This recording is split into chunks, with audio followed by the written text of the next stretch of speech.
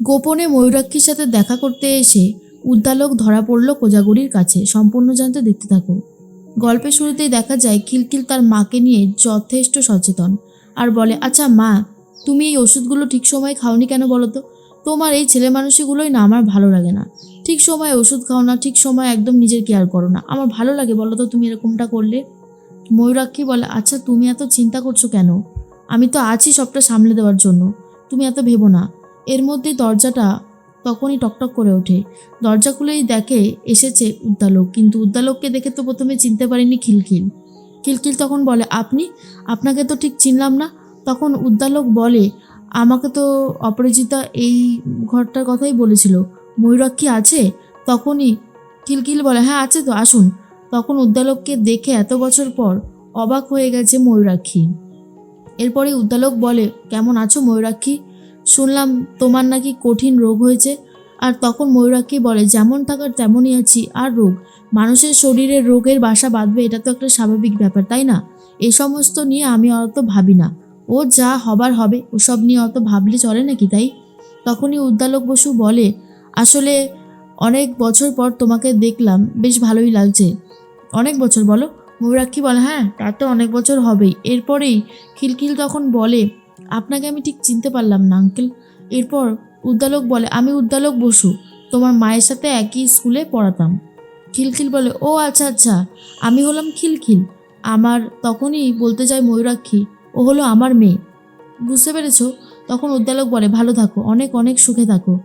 এর মধ্যেই উদ্দালক বসুর সাথে ময়ূরাক্ষীর কথা বলিয়ে দেবে বলে ঠিক করেছে খিলখিল। আর সেই জন্য মাকে বলে, মা আমি বরং খাবারটা নিয়ে আসি তোমার জন্য। আর বলবেন না আঙ্কেল, এই যে হোটেলের সব লোকগুলো ঠিক সময় একদমই খাবার দিতে চায় না। আমি একটু গিয়ে দেখে আসি, আপনারা বরং কথা বলুন। এই বলে কথা বলিয়ে দেওয়ার সুযোগ করে দিয়ে চলে যায়।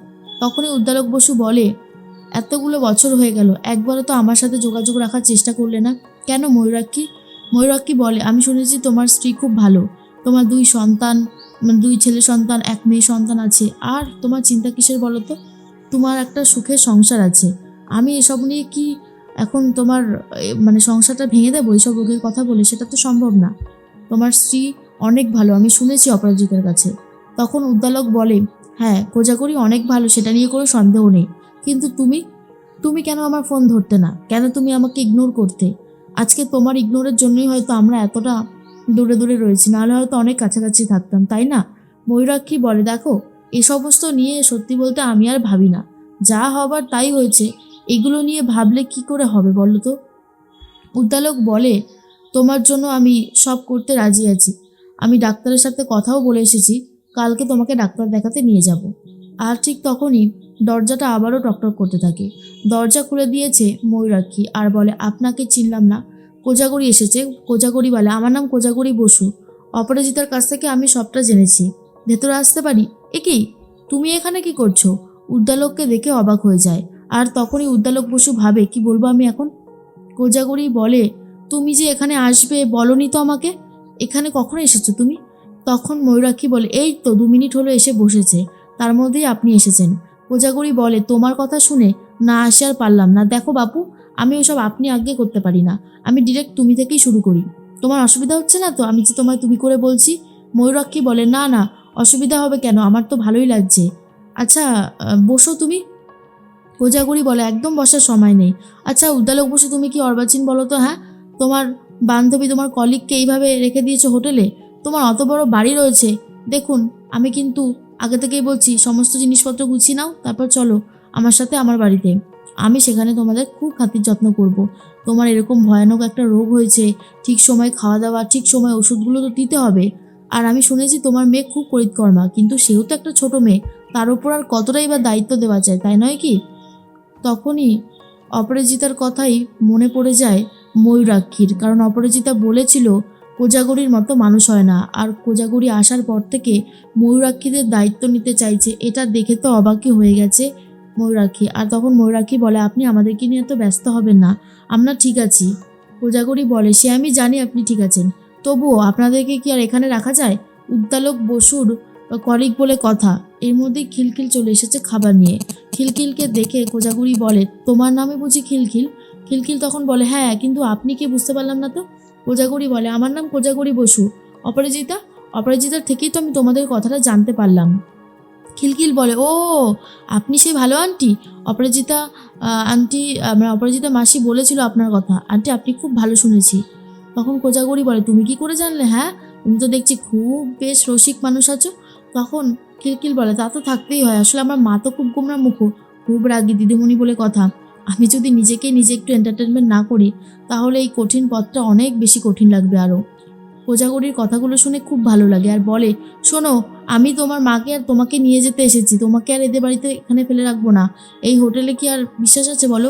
ওদের কখন খাওয়া দাওয়া দেবে, কখন কি করবে তার কোনো ঠিক ঠিকানা নেই। অসুখ জানো তো অনেক সময় ভালো হয়ে যায় নিয়ম কানুনের জন্য। সঠিক সময়ে ওষুধ, সঠিক সময়ে খাওয়া, বিশ্রাম সব কিছু যদি একটা মানুষ ঠিক সময়ে নিতে পারে না, তাহলে তার রোগ অনেক তাড়াতাড়ি সুস্থ হয়ে যায়। এরপরেই তখন খিলখিল বলে, এটা তুমি হয়তো ঠিকই বলেছো মা, চলো আমরা সব গুছিয়ে নিই। মাসি তো বলেছিল আমাদেরকে ওই বাড়িতেই যেতে হবে। তখন কোজাগরির কথাই শুনছে খিলখিল, আর ময়ূরাক্ষী বলে, না না, পরে গেলেও তো হয়। উদ্দালক বসু বলে, কোজাগরি আমি বলছিলাম যে কাল তো ওনাকে ডক্টরের কাছে নিয়ে যেতে হবে, তো কালকে যদি ডক্টর দেখিয়ে একেবারে বাড়িতে নিয়ে যাই সেটাই তো বরং ভালো হবে। ময়ূরাক্ষী বলে, হ্যাঁ তেমনটা হলেই তো ভালো হবে। তখন কোজাগরি বলে, তাহলে আজকে যাবে না? না না, আমি যে এত আশা করে আসলাম, যেতে তোমাকে হবে, তুমি আজই যাবে, চলো চলো চলো, এত লেট করলে হবে না। বলো কোথায় কি রয়েছে, আমি গুছিয়ে দিচ্ছি। জানো তো, কোনো মানুষের কাজে যদি আমি আসতে পারি তাহলে আমার খুব ভালো লাগে। আসলে মানুষ হয়ে যদি মানুষের পাশেই না থাকি, না দাঁড়াই, তাহলে কি আর ভালো লাগে? জীবনটা তো একটাই, এই জীবনে আমাদেরকে সব কিছু অর্জন করতে হবে, ভালো থাকতে হবে, ভালো বাঁচতে হবে, আর ভালো রাখতেও হবে। চলো না, তুমি দেখবে আমি তোমার খুব যত্ন আত্তি করবো, তোমার যত্নে কোনো ত্রুটি হবে না।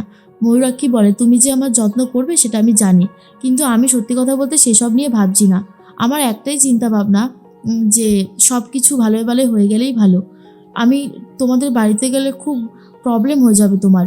কোজাগরি বলে, কোনো প্রবলেম হবে না, কিসের প্রবলেম? আমাদের বাড়িতে আমরা অনেকগুলো মানুষ আছি, কিচ্ছু হবে না। আমি যখন বলেছি কিছু হবে না, তো জেনে রাখো হবে না, চলো। এরপরেই খিলখিল বলে, যাই না মা, আমাদেরকে এইভাবে নিতে এসেছে, এত রিকোয়েস্ট করছে, আমাদের তো কেউ কোনোদিন আগে রিকোয়েস্ট তো দূরের কথা, কেউ ভালো করে কোনোদিন আমাদের সাথে কথা পর্যন্ত বলেনি। আজকে এই আন্টি এত ভালো ব্যবহার করছে, তারপরেও যাব না? ময়ূরাক্ষী বলে, আচ্ছা ঠিক আছে আমরা যাব। উদ্দালক বসু মনে মনে ভাবতে থাকে, ময়ূরাক্ষীকে সুস্থ করতেই হবে, ময়ূরাক্ষীকে সুস্থ করাটা আমার নৈতিক কর্তব্যের মধ্যেই পড়ে।